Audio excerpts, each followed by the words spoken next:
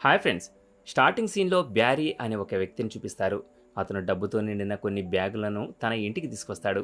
ఇంత డబ్బుని ఎక్కడ దాచాలా అని బ్యారీ కంగారు పడతాడు. పాతిపెట్టడానికి కూడా స్థలం లేదు. ఎక్కడ తవ్వినా పాతగా పెట్టిన డబ్బే బయటకొస్తుంది. ఇప్పుడు బ్యారీ ఈ డబ్బును గుర్రాల శాలలో దాచాలని అనుకుంటాడు. కానీ అతను డబ్బు దాచడానికి తలుపు తీయగానే డబ్బు కట్టలు అతని మీద పడతాయి. ఆ గుర్రాల శాల మొత్తం నోట్ల కట్టలతో నిండిపోయి ఉంటుంది. కానీ ఎప్పుడూ అతని దగ్గర ఇంత డబ్బు లేదు. కొన్ని సంవత్సరాల క్రితం అతను కేవలం ఒక ఎయిర్‌లైన్‌లో పైలట్‌గా పనిచేస్తుంటాడు. బ్యారీకి చాలా అందమైన గర్ల్ ఫ్రెండ్ ఉంటుంది. అతను కూడా తన జీవితంలో చాలా సంతోషంగా ఉంటాడు. తన జీవితమంతా ఇలాగే సంతోషంగా గడిచిపోతుందని బ్యారీ అనుకుంటాడు. కానీ అకస్మాత్తుగా ఒక సమస్య అతని జీవితంలోకి వస్తుంది. ఒక సాయంత్రం బ్యారీ తన హోటల్‌లో విశ్రాంతి తీసుకుంటూ ఉండగా గడ్డంతో ఉన్న ఒక వ్యక్తి అతన్ని కలవడానికి వస్తాడు. అతను బ్యారీని బ్లాక్‌మెయిల్ చేయడం ప్రారంభిస్తాడు. డబ్బు కోసం సిగార్లను స్మగ్లింగ్ చేస్తున్నావని బ్యారీపై ఆరోపణ చేస్తాడు. ఇది వినగానే బ్యారీకి చెమటలు పడతాయి. ఎందుకంటే ఈ విషయం బయటకు తెలిస్తే అతని పరువు పోతుంది. అతని పైలట్ లైసెన్సు రద్దు చేయబడుతుంది. అప్పుడు అతని జీవితంలో ఏం చేస్తాడు? బ్యారీ భయపడటం చూసి ఆ వ్యక్తి తన పేరు మాంటీ అని, తానొక సిఐఏ ఏజెంట్ అని చెప్తాడు. తర్వాత అతను బ్యారీని తన టీంకు పరిచయం చేస్తాడు. వాళ్ళు బ్యారీని విమానాలు ఉంచే ఒక రహస్య ప్రదేశానికి తీసుకువెళ్తారు. అక్కడ అప్పటి అత్యంత వేగవంతమైన విమానాన్ని చూసి బ్యారీ కళ్ళు మెరుస్తాయి. ఈ విమానానికి 2 చాలా శక్తివంతమైన ఇంజన్లు ఉంటాయి. బ్యారీ ఆ విమానాన్ని చాలా ఆసక్తిగా చూడటం ప్రారంభిస్తాడు. ఇది చూసి మాంటీ చాలా సంతోషించి బ్యారీకి అతని మిషన్ గురించి చెప్తాడు. బ్యారీ ఈ ప్లేన్ను సెంట్రల్ అమెరికాలోని శత్రు దేశాలపైన చాలా తక్కువ ఎత్తులో ఎగరవేయాలి. తద్వారా రహస్య ఫోటోలు తీయవచ్చు. కానీ ఇది ఒక రహస్య మిషన్. దీని గురించి బ్యారీ ఎవరికీ చెప్పకూడదు. తన గర్ల్ ఫ్రెండ్ లూసీకి కూడా చెప్పకూడదు. కానీ ఆ సమయంలో బ్యారీ దేని గురించి పట్టించుకోడు. అతను కేవలం తన కలల విమానాన్ని నడపడానికి ఆతృతగా ఉంటాడు. బ్యారీ విమానాన్ని టెస్ట్ డ్రైవ్ చేయడానికి మాంటీ తలుపులు తెరుస్తాడు. ఇంటికి వెళ్ళి అతను లూసీతో తన ప్రస్తుత ఉద్యోగం మానేస్తున్నానని, ఎందుకంటే వేరే కంపెనీలో చాలా మంచి ఉద్యోగం వచ్చింది అని చెప్తాడు. అతను తన మిషన్ గురించి ఏమీ చెప్పడు. ఈ విషయం లూసీకి చాలా వింతగా అనిపిస్తుంది. ఒక ఎయిర్లైన్లో కెప్టెన్ ఉద్యోగాన్ని వదిలేసి తెలియని కంపెనీలో ఏ పైలట్ అయినా ఎందుకు పనిచేయాలనుకుంటాడు? అదే రాత్రి ఒక ఫ్లైట్ సమయంలో బ్యారీ అకస్మాత్తుగా కాక్పిట్ నుండి బయటకు వచ్చేస్తాడు. తన జీవితంలో ఒక కొత్త అధ్యయనాన్ని ప్రారంభించడానికి. అప్పటి నుండి బ్యారీ మాంటీ మనిషిగా మారిపోతాడు. అతను సెంట్రల్ అమెరికా దేశాలలోకి విమానాన్ని నడుపుతూ రహస్య ఫోటోలు తీయడానికి అన్ని రకాల ప్రమాదాలను ఎదుర్కొంటాడు. ప్రతి ప్రయాణం చాలా ప్రమాదకరంగా ఉంటుంది. కానీ బ్యారీకి ఇప్పుడు దానిలోనే ఆనందం దొరుకుతుంది. మాంటీ ఆ ఫోటోలను తన పై అధికారులకు చూపించినప్పుడు వాళ్ళు అతన్ని చాలా మెచ్చుకుంటారు. కానీ బ్యారీ ఇంకా లూసీకి ఏమీ చెప్పలేదు. వాళ్ళిద్దరికీ పెళ్లి కూడా అవుతుంది. ఇప్పుడు వాళ్లకు ఒక కూతురు కూడా ఉంది. కానీ బ్యారీ ఆదాయం ఇప్పుడు అంతంత మాత్రంగానే ఉంటుంది. బ్యారీ మాంటీతో, చూడు బ్రదర్, ఇంత తక్కువ డబ్బుతో బతకడం కష్టం కదా, ఏదైనా చెయ్యి అని అంటాడు. కానీ మాంటీ దాని గురించి ఏమీ చేయడు. ఇప్పుడు మాంటీ బ్యారీకి పనామాలో ఒక కొత్త మిషన్ అప్పగిస్తాడు. బ్యారీకి అలాంటి మిషన్లు అలవాటైపోయాయి. అతను చాలా తేలికగా ఆ పనిని పూర్తి చేస్తాడు. చూస్తుండగానే 1980 సంవత్సరం వచ్చేస్తుంది. బ్యారీ కొలంబియాలో ఫ్యూయల్ నింపుకోవడానికి ఆగినప్పుడు 3 వ్యక్తులు అతన్ని వెతుక్కుంటూ అక్కడికి వస్తారు. ఈ గూండాలు బహిరంగంగా తుపాకులు పట్టుకుని తిరుగుతుంటారు. వాళ్ళు బ్యారీని బెదిరించి కారులో ఎక్కించుకుంటారు. బ్యారీకి వేరే దారి లేకపోవడంతో అతను మౌనంగా వాళ్లతో కలిసి వాళ్ళ స్థావరానికి వెళ్తాడు. అక్కడ వాళ్ళ లీడర్ ప్లాబో అతనికి కనిపిస్తాడు. ప్లాబోకి బ్యారీ అసలు గుర్తింపు తెలుసు. అలాగే అతను సెంట్రల్ అమెరికా దేశాల రహస్య ఫోటోలు తీస్తాడని కూడా తెలుసు. ఇది విన్న బ్యారీ భయపడి తాను కేవలం ఒక సాధారణ కంపెనీ కోసం పనిచేస్తున్నానని, సిఐఏ కోసం కాదని చెప్పడానికి ప్రయత్నిస్తాడు. పాబ్లోకి మొత్తం నిజం ముందే తెలుసు కాబట్టి అతను నవ్వడం ప్రారంభిస్తాడు. పాబ్లో బ్యారీతో, నేను నీకు ఎలాంటి హాని చేయను, నా కోసం కొంచెం స్మగ్లింగ్ చేయాలి, నువ్వు విమానంలో వెళుతున్నప్పుడు నా సామాను కొంచెం అక్కడికి తీసుకెళ్ళాలి అంటాడు. ఆ తర్వాత పాబ్లో బ్యారీని తన ఫామ్ హౌస్లోకి తీసుకెళ్తాడు. సరుకు స్మగ్లింగ్ చేయడం ఎంత కష్టమో వివరిస్తాడు. ఈ పని కోసమే అతనికి బ్యారీ సహాయం కావాలి. ప్రతి డెలివరీకి 1 కిలోకు $2000 ఇస్తానని పాబ్లో చెప్తాడు. ఇది వినగానే బ్యారీ చాలా సంతోషిస్తాడు. ఇందులో ఫోటోలు తీయడం కంటే ఎక్కువ డబ్బు వస్తుంది. కానీ అతను మొత్తం సిస్టమ్ను అర్థం చేసుకున్నప్పుడు సమస్య ఎక్కడ ఉందో బ్యారీకి తెలుస్తుంది. పాబ్లో నిర్మించిన రన్వే చాలా చిన్నదిగా ఉంటుంది. చాలామంది పైలట్లు టేకాఫ్ సమయంలో చనిపోయి ఉంటారు. బ్యారీ ఈ రన్వేని కొంచెం పొడిగించవచ్చు కదా, నీ దగ్గర డబ్బుకు కొరత ఏముంది అని అంటాడు. కానీ పాబ్లో పని చేయాలనుకుంటే చెయ్యి, లేదంటే ఇక్కడి నుండి వెళ్ళిపో. సలహాలు ఇవ్వాల్సిన అవసరం లేదు అంటాడు. ఇది వినగానే బ్యారీ అహం దెబ్బతింటుంది. అతను అంతే రన్వేలో విమానాన్ని ఎగురవేసి చూపిస్తానని నిర్ణయించుకుంటాడు. అతను ఈ డెలివరీ నీ పద్ధతిలో జరగదు. సామాను ఎలా డెలివరీ చేయాలో నేను చెప్తాను అని అంటాడు. అతను పాబ్లోకు ఒక ప్రదేశం చూపిస్తాడు. అక్కడ ఖాళీ మైదానాలు ఉంటాయి. నేను విమానాన్ని చాలా కిందకి దించి సామాను కింద పడేస్తాను. అక్కడికి నీ మనుషులను పంపి సామాను తీయించుకో అని చెప్తాడు. పాబ్లో అంగీకరించి సామానంతా లోడ్ చేయిస్తాడు. వెళ్ళడానికి సిద్ధమవుతుండగా విమానం లోపల పాబ్లో మనిషి ఒకడు పైలట్ స్థానంలో కూర్చుని ఉండడాన్ని బ్యారీ చూస్తాడు. కానీ బ్యారీ ఈ విమానంలో ఇప్పటికే చాలా సామాను ఉంది, అంతకంటే ఎక్కువ బరువును విమానం మోయలేదు అని పాబ్లో ఆ వ్యక్తిని కిందకి దించేస్తాడు. తర్వాత బ్యారీ బయలుదేరతాడు. పాబ్లో గుడ్ లక్‌గా బ్యాటరీకి ఒక క్రాస్ను బహుమతిగా ఇస్తాడు. పాబ్లో అతని మనుషులు అతని విమానాన్ని టేకాఫ్ చేయగలడా లేదా అని తన ప్రాణాల మీద పందెం కాస్తున్నారన్న విషయం తెలియకుండా బ్యారీ ఫ్లైట్ టేకాఫ్ చేస్తాడు. బ్యారీ చాలా తెలివిగా టేకాఫ్ చేస్తాడు. కానీ సామాను బరువుగా ఉండడం వల్ల విమానం ఒకసారి కిందకు వస్తుంది. కానీ అతను మళ్ళీ దాన్ని పైకి లేపి చెట్ల మధ్య నుండి తీసుకెళ్తాడు. కానీ అతను యుఎస్ఏ గగనతలంలోకి ప్రవేశించగానే మిలిటరీ రాడార్లో చిక్కుకుంటాడు. ఈ విషయం తెలియని బ్యారీ సామాను వదిలేయాల్సిన పాయింట్ వైపు వేగంగా వెళ్తుంటాడు. బ్యారీ ఆటో పైలట్ నొక్కి కింద ఉన్న తలుపు తెరిచి సామాను కింద పడేస్తాడు. దీంతో బ్యారీ డెలివరీ పూర్తవుతుంది. తర్వాతిసారి బ్యారీ కొలంబియాకు వచ్చినప్పుడు పాబ్లో అతని సోదరులు అతని కోసం ఒక వెల్కమ్ పార్టీ ఏర్పాటు చేస్తారు. బ్యారీ సంపాదించిన డబ్బుతో నిండిన బ్యాగ్ను అతనికిస్తారు. కానీ బ్యారీ తన సంతోషాన్ని జరుపుకునే లోపే కొంతమంది సైనికులు అక్కడికి వచ్చి పాబ్లో బంగ్లాను చుట్టుముడతారు. పాబ్లో బ్యారీని లోపలే ఉండమని చెప్పి పరిస్థితిని చక్కదిద్దడానికి తను బయటకు వెళ్తాడు. కానీ బ్యారీ ఎప్పుడూ ఇలాంటి భీకరమైన కాల్పుల మధ్య చిక్కుకోలేదు. అతని ఆందోళన పెరుగుతూనే ఉంటుంది. బ్యారీ డబ్బు తీసుకుని పాబ్లో అతని మనుషులను వెతకడానికి బయటకు వస్తాడు. కానీ సైనికులు బ్యారీని మిగతా అందరినీ పట్టుకుంటారు. కొన్ని రోజుల తర్వాత పాబ్లో అతని మనుషులను నిర్దోషులుగా వదిలేస్తారు. జైల్లో బ్యారీ మాత్రమే మిగిలిపోతాడు. బ్యారీ జైల్లో చాలా కంగారుగా ఉన్నప్పుడు అకస్మాత్తుగా మాంటీ అక్కడికి వస్తాడు. బ్యారీ ముఖంపై గాయాలు ఉంటాయి. 2 పళ్ళు కూడా విరిగిపోయి ఉంటాయి. కానీ మాంటీ, నీపై డ్రగ్ స్మగ్లింగ్ ఆరోపణలు ఉన్నాయి. రేపు ఉదయం 6 గంటలకు పోలీసులు నీ ఇంటిని తనిఖీ చేస్తారు అని చెప్తాడు. ఇది విని బ్యారీ చాలా బాధపడతాడు. అతను తన కుటుంబాన్ని ఈ విషయంలోకి లాగాలి అనుకోడు. అతను సహాయం కోసం మాంటీని పదే పదే వేడుకుంటాడు. అతను మాంటీ వలలో చిక్కుకున్నానని బ్యారీ గ్రహించలేకపోతాడు. మాంటీ, సరే, నేను నీకు సహాయం చేయగలను, కానీ బదులుగా నువ్వు కూడా నా కోసం ఒక పని చేయాలి. ఇటీవల దగ్గరలోని ఒక దేశంలో ప్రభుత్వం మారింది. ఆ ప్రెసిడెంట్ను చాలామంది వ్యతిరేకిస్తున్నారు. ఇప్పుడు యుఎస్ ప్రభుత్వం ఆ దేశంలోని ప్రభుత్వ వ్యతిరేకులకు మనం డబ్బు, ఆయుధాలు పంపాలని కోరుకుంటుంది. కానీ మనం పంపామని ఎవరికీ తెలియకూడదు. అమెరికా పేరు ఎక్కడ రాకూడదు. ఈ పని చేసే బాధ్యత నాపైనే ఉంది. ఇప్పుడు నా దగ్గర ఒక సమర్థుడైన పైలట్ కూడా ఉన్నాడు అంటాడు. మాంటీ బ్యారీ క్రిమినల్ రికార్డును చెరిపేయలేడు. కానీ అతను బ్యారీకి ఇల్లు మారమని సలహా ఇస్తాడు. మీనా అనే చిన్న పట్టణంలో నన్ను కలువు అని చెప్తాడు. బ్యారీకి వేరే దారి లేకపోవడంతో అతని ఇంటికి చేరుకుని లూసీని, తన కూతుర్ని లేపి త్వరగా బ్యాగ్స్ ప్యాక్ చేయండి, మనం ఇక్కడి నుంచి త్వరగా వెళ్ళిపోవాలి అని చెప్తాడు. బ్యారీ ప్రవర్తన లూసీకి అనుమానం కలిగిస్తుంది. అసలు ఏం జరుగుతుంది, ఇదంతా ఏంటి అని లూసీ పదే పదే అడుగుతుంది. కానీ బ్యారీ ఏమీ వివరించే స్థితిలో ఉండడు. అతను లూసీతో నన్ను నమ్ము అని అంటాడు. ఉదయం కాగానే కుటుంబం మొత్తం సామాను సర్దుకొని ఆ ప్రదేశం నుండి బయలుదేరుతుంది. వాళ్ళు ముగ్గురు కేవలం 2000 జనాభా ఉన్న మీనా అనే చిన్న పట్టణానికి చేరుకుంటారు. అయితే వాళ్ళు ఒక పాత ఇంటికి చేరుకుంటారు. అక్కడ మాంటీ వాళ్ళ కోసం నివాసం ఏర్పాటు చేసి ఉంటాడు. బ్యారీ అక్కడికి చేరుకోగానే మాంటీ కూడా అక్కడికి రావడాన్ని చూస్తాడు. బ్యారీ అతన్ని కలవడానికి బయటకు వెళ్తాడు. మాంటీ బ్యారీకి ఒక సర్ప్రైజ్ ఇస్తాడు. అక్కడ దాదాపు 2000 ఎకరాల విస్తీర్ణంలో ఒక ఎయిర్పోర్ట్ ఉంటుంది. మాంటీ దానిని బ్యారీకి బహుమతిగా ఇస్తాడు. ఇప్పుడు ఈ ప్రదేశమంతా నీది అని చెప్తాడు. దానిపై ఉన్నదంతా ఇప్పుడు బ్యారీ సొంతం.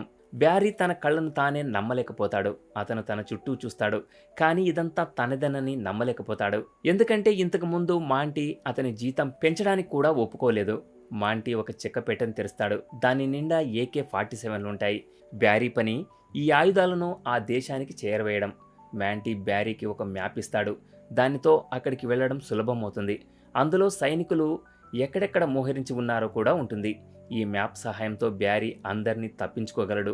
అంతేకాదు, పాబ్లో ఇంటి నుండి మిలిటరీ స్వాధీనం చేసుకున్న డబ్బు బ్యాగ్ను కూడా మాంటీ బ్యారీకి ఇస్తాడు. ఇప్పుడు బ్యారీ దగ్గర మాంటీకి నో చెప్పడానికి ఏ కారణం లేదు. బ్యారీకి ఇప్పుడు లూసీకి అంతా చెప్పే సమయం వచ్చిందని తెలుసు.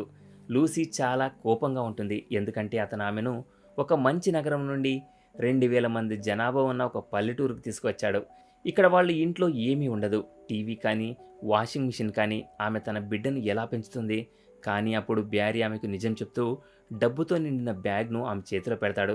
దీనితో వాషింగ్ మిషన్ వస్తుంది అని అంటాడు. అతను నోట్లను అటూ ఇటూ విసిరి ఈ డబ్బుతో మనం ఏదైనా కొనొచ్చు అని చెప్తాడు. ఆ తర్వాత లూసీ పూర్తిగా శాంతిస్తుంది.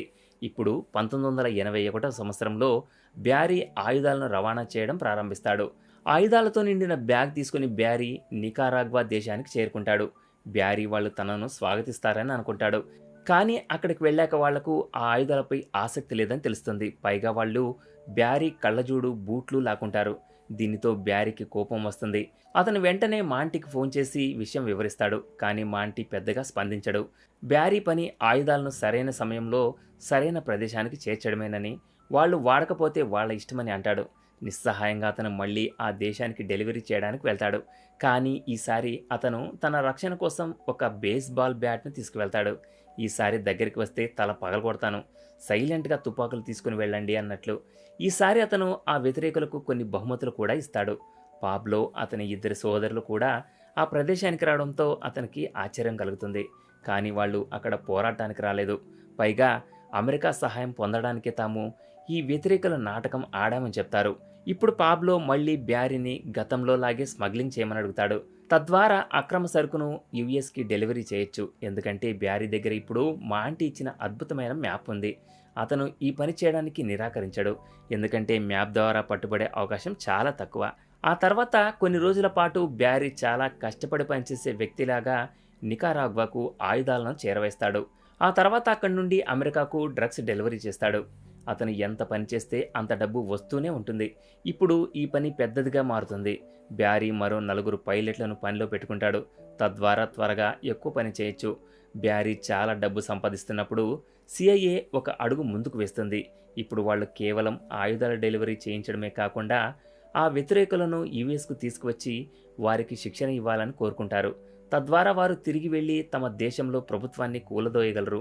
బ్యారీ వాళ్లకు శిక్షణ ఎక్కడ ఇస్తారు, వాళ్లను ఎక్కడ వదిలిపెట్టాలి అని అడుగుతాడు. దానికి మాంటీ, నీకు 2000 ఎకరాల ఎయిర్పోర్ట్ ఇచ్చాను కదా, కొంచెం స్థలం ఇవ్వు బ్రదర్ అని అంటాడు. ఏదేమైనా దీనివల్ల బ్యారీకి పెద్దగా ఏమీ తేడా అనిపించదు.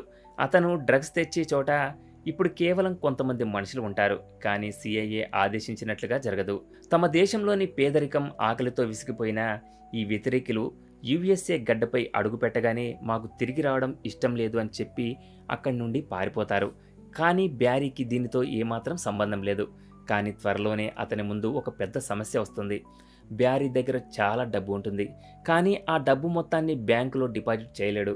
ప్రజలు డబ్బు ఎక్కడి నుండి వచ్చింది అని అడుగుతారు. అందుకే అతను చాలా తక్కువ భాగాన్ని బ్యాంకులో డిపాజిట్ చేసి మిగిలిన డబ్బును విలాసవంతమైన జీవితం గడపడానికి ఉపయోగిస్తాడు. అతను పట్టణంలోని ప్రజలందరికీ ఏడాది పొడవునా బేస్బాల్ టికెట్లను బహుమతిగా ఇస్తాడు. అతను లూసీ కోసం ఒక కొత్త కారు కొంటాడు. ఇంటినంతటిని రిపేర్ చేయిస్తాడు. కానీ అతను ఎంత ఖర్చు చేస్తే దానికి రెట్టింపు డబ్బు అతని దగ్గరకు వస్తుంది.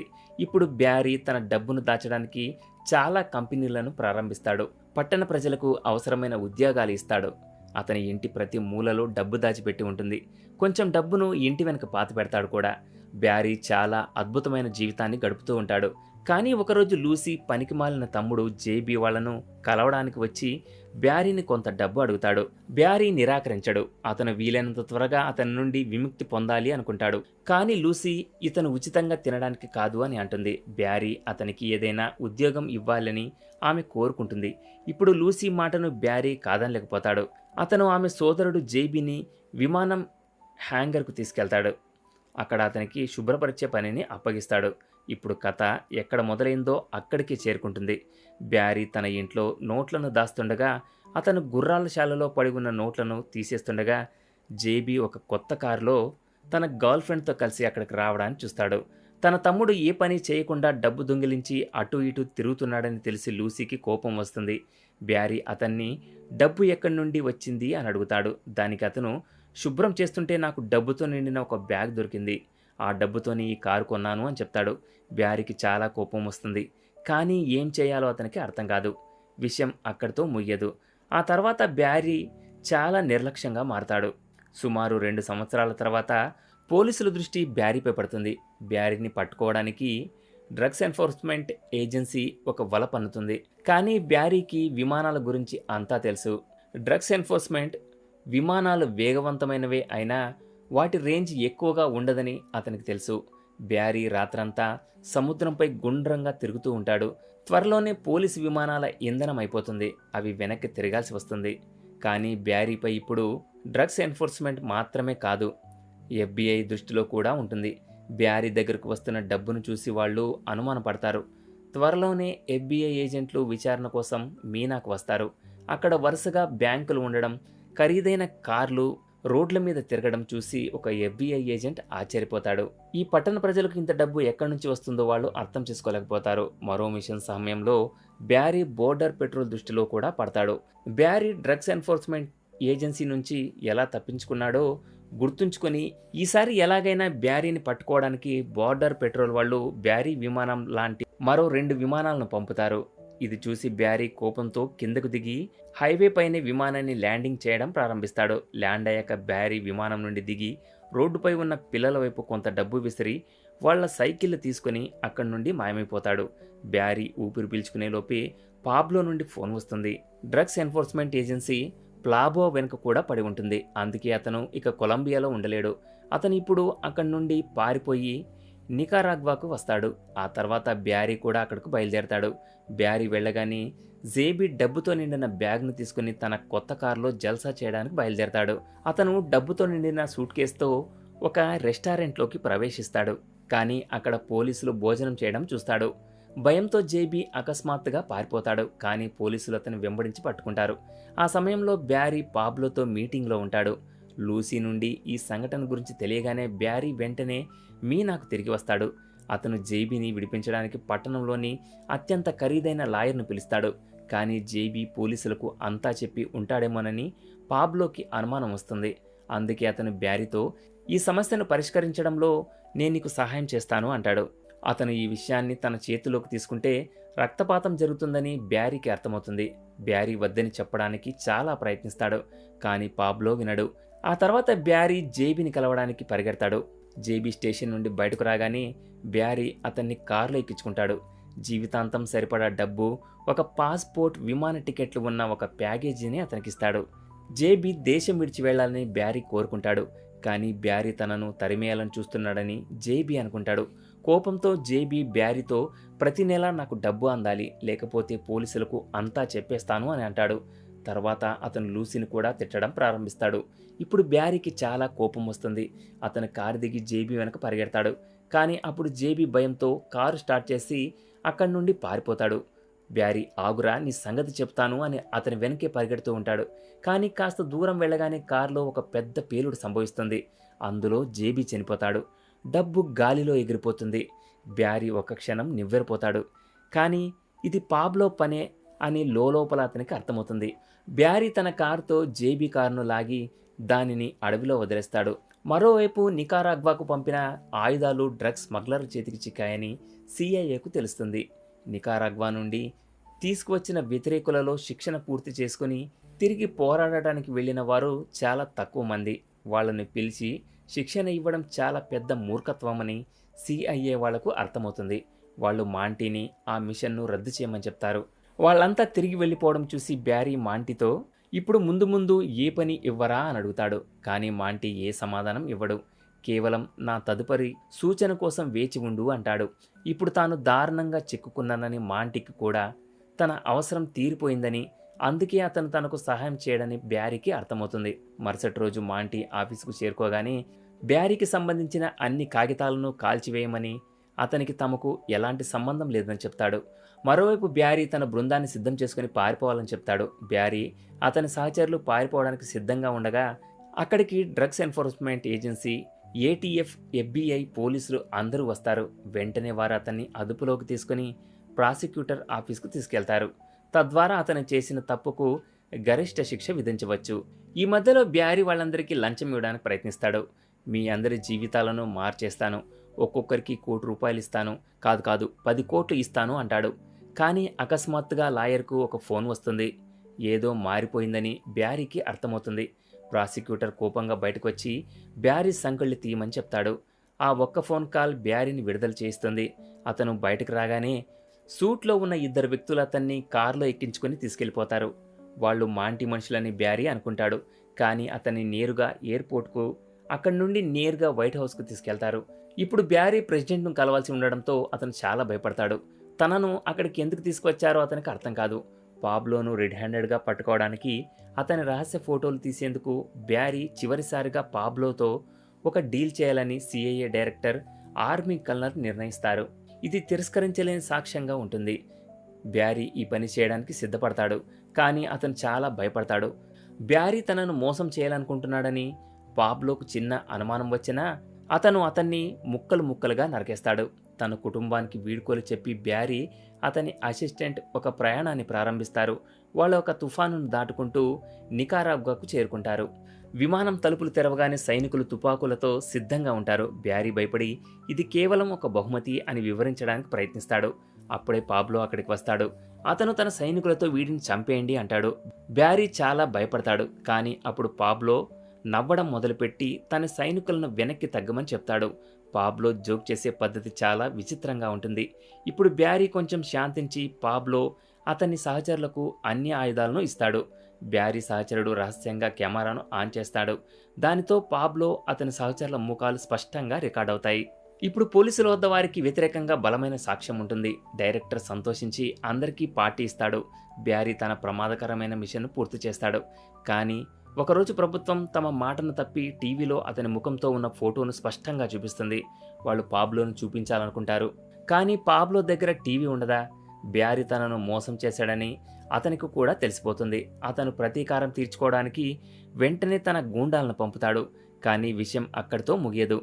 ప్రభుత్వం పూర్తిగా మాట మారుస్తుంది. వాళ్ళు బ్యారీపై స్మగ్లింగ్ ఆరోపణలు మోపుతారు. అందుకే FBI అతని డబ్బంతా, ఆస్తినంతా జప్తు చేస్తుంది. అతని సర్వస్వం జప్తు కావడానికి ఒక రాత్రి ముందు బ్యారీ ఎలాగోలా తన భార్య లూసీకి ఉన్న నగలన్నీ వేసి అక్కడి నుండి పారిపోమని చెప్తాడు. ఎందుకంటే వాళ్ళు ధరించిన వస్తువులను ఎవరూ జప్తు చేయలేరు. లూసీ తన భర్తను విడిచి వెళ్లాలనుకోదు. కానీ ఇప్పుడు వేరే మార్గం లేదని ఆమెకు అర్థమవుతుంది. తన పిల్లల కోసం ఆమె ఇదంతా చేయాల్సిందే. మరుసటి రోజు FBI బ్యారీ ఇంటినంతా చిందరవందర చేస్తుంది. ఇప్పుడు తన చేతుల్లో ఏమీ లేదని బ్యారీకి అర్థమవుతుంది. అతని కుటుంబం కానీ డబ్బు కానీ నెమ్మదిగా కేసు సద్దుమణుగుతుంది. బ్యారీ శిక్ష కూడా చాలా వరకు తగ్గిపోతుంది. పాబ్లో తనను అంత తేలిగ్గా వదలడని అతనికి తెలుసు. అతను ప్రతి రాత్రి హోటల్ గదిని మారుస్తూ ఉంటాడు. ఈ విధంగా భయపడుతూ కొన్ని సంవత్సరాలు బతుకుతాడు. కానీ ఒకరోజు ఒక గూండా అతన్ని కారులో కాల్చి చంపేస్తాడు. అయితే మీ ఉద్దేశంలో బ్యారీకి జరిగినది సరైందే అంటారా? కామెంట్లో తెలియజేయండి. ఈ సీన్తోనే ఈ మూవీ ఎండ్ అవుతుంది. ఇది ఫ్రెండ్స్ ఇవాల్టి స్టోరీ. ఇలాంటి మరిన్ని ఇంట్రెస్టింగ్ స్టోరీల కోసం ఛానల్ని సబ్స్క్రైబ్ చేయండి. Thanks for watching.